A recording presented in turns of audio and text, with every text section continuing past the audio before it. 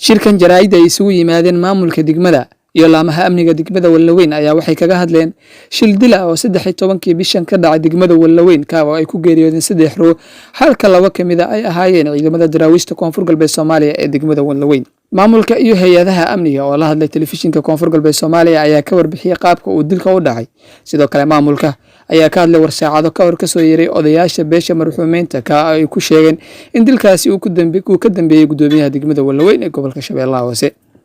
gudoomiye ku-xigeenka arrimaha bulshada degmada Wallaweyn Yaxya Qaasim Cabdullaahi oo ugu horeyn shirkaasi ka hadlay ayaa wuxuu yiri ka maamul ahaan 13 bishaas falkaas markii dhigay ciidamada daraabishka ku dhig koow madaxweynaha oo Koonfur Galbeed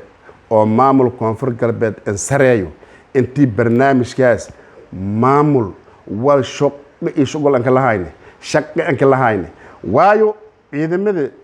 taliyo ururaliyin taliyo kooxaliyin taliyo hurumiliyin nanka hadda la dilay macnaha waa nin taliyo koox ah nanka falkaasi jeesidin nan usub naftii taliyo koox aan awaay sababihi ii walaay hadda macnaha meelasay dhahamare markii hadda on macnaha baarna ogaan walkaas ona daba galne ma ogaanay macnaha intii nankaas taliyo koox aan haay oo dhaqaale ma aragtay oo ijaabsho aan kaay kasnad aan haay dhaqaalahaasi iska maan dhaafeen askarta koo sabare koo ma sabaraaw kow markii madaxweynaha maamulka Koonfur Galbeed aan sareeyo abashada Wallaweyn ku bahaydo oo barnaamijkaasi ka saabsan haddii ba siyaasad in ka jirnaa wala siyaasado ama siyaasad leena beegsado hayne ma in cadayaane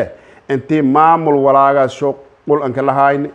falkan ciidan dhahdis ku dhigi lanka ma aragtay falkaas soo biyeen waa nin ciidan daraawiishta ku mid tahay hatta wala la qorsheeyo markii la dhaho waa dadka dhimadeen la dil waa ciidan daraawiish ninka dil waa daraawiish na kali meel ka dhimad naag daraawiish haytay may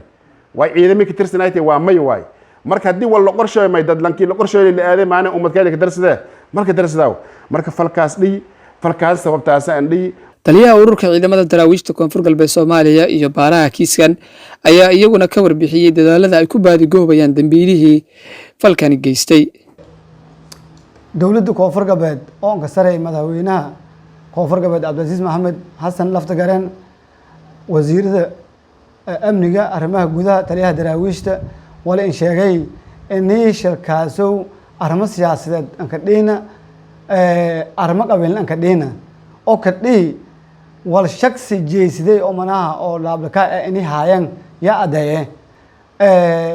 lam askari iyo habarwaayel ya ka dhimadan lanki jeesidi un oo daba teegna wali sanay meel shabaab goosheesani ilaa tan muku hirna waan wali fadana isoo unu sheegnay gacanta ka dhignay in uu miidi idaad hal fadheen mana lanki waa ko erna mahayn inuu natigeek mana ku hadalna unu lanki gacan ka hayna laakiin wali noo sheegnay Facebook meeliyaala oo halay aan argay dartiyay mana walaan at mana ku hadalahayna shacabku Wallaweyn wali in sheegay in aran qabiil iyo arrimo maamul degmo linka dilna dadku marhuuminta dhimadeen oo daraad meelin ku ka dhimadeen booliiska ka hortag iyo ka daba tag uu ku shaqeeyaa ka hortag ma dhicin oo nimankan arintooda mid soo jiitantay oo dadka ay ogaayeen ma ahayn arrin waxay ahayd kidisa oo lacag yar oo $18 ay isku qabsadeen $18 ay ku dhimatay 3 ruux raboodka markuu saas nagu soo gaaray wax aan intaas ahayn oo magaaladan rabood oo ka hayno ma jiraan laakiin maalmo kadib 4 maalmood kadib waxaana soo gaaray ehelka marxuumka dhintay labada marxuumood dhintay ehelkooda jifada oo khaaska ah ayaa waxa noo timid saldhig noogu timid waxay yiraahdeen wiilashayna waxa dilay 4 nin annaga booliis ahaan rabood maxay haysiinayna dhaheen waxaan dhahnay annaga rabood waxaan haynaa hal nin inuu dilay dadkaas ninkina uu fakaday haddana aan daba taaganahay meel kasta oo Soomaaliya kamid ah dawladda federaalka ay joogto ama dawlad goboleed ay joogto in aan sawirkiisa geeyno raboodkiisana aan geeyno oo diyaar loo yahay oo hadda nin dhuumaaleysana uu yahay annaga aan daba taaganahay intaas aan u sheegnay markaas waxay yiraahdeen 4 nin naga dishay annaga booliisaanahay baaritaan aan sameeynaa haddii arrintiina baaritaan wadnaa baaritaankaas wixii ka soo baxo kadib aan isku nimaadaan wabillahi tawfiiq ugu dambeyntiina gudoomiyaha degmada Wallaweyn mudane Maxamed Siido Cabdiraxmaan ayaa isna sheegay in arrintani ay tahay arrin siyaasadeed uusan waxba kala socon dilkaasi dhacay ee lagu eedeynayo hase ahaatee gudoomiyaha ayaa sheegay in hadalka odayaasha uu ka dambeeyo xildhibaan Qaasim Abuukar oo ka tirsan xildhibaanada dowlad goboleedka Koonfur Galbeed Soomaaliya ee ka soo jeeda degmada Wallaweyn ee gobolka Shabeellaha Hoose Mukhtaar Sheekhay Dable oo ciidanka daraawiishta Koonfur Galbeed ku mid ahay maysi bareer oo cad ee dilay Ismaaciil Maxamed Xuseen Linkasaay Baliik Shareero si cad oo waadax ah ummaddan wada jeedaan iyo bartamahaas oo suuq magaalada ah control Muuri inka dilay maamul ahaan inta uu daba gal korna markaas isla maalintaas daba galnay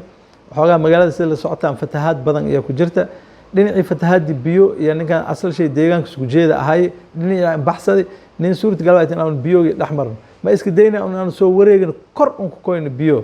meel magaalada 40 kilomitir in jirta fahmo kartaan degma 40 kilomitir meel in jirto iyo aan lugtay aan ka saaday iyo taliyaha daraawiishta iyo gudoomiye ku xigeenada oo gudoomiye arrimaha bulshada in ka horeeyay